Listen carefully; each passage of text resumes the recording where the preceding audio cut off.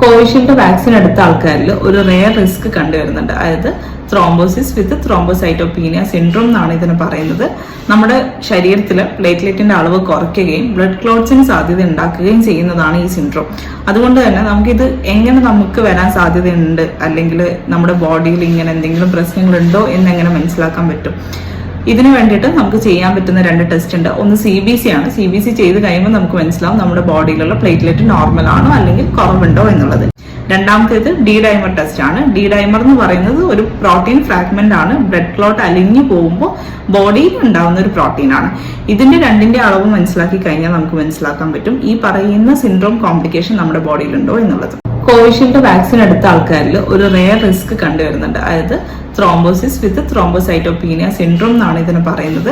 നമ്മുടെ ശരീരത്തിൽ പ്ലേറ്റ്ലെറ്റിന്റെ അളവ് കുറയ്ക്കുകയും ബ്ലഡ് ക്ലോട്ട്സിന് സാധ്യത ഉണ്ടാക്കുകയും ചെയ്യുന്നതാണ് ഈ സിൻഡ്രോം. അതുകൊണ്ട് തന്നെ നമുക്ക്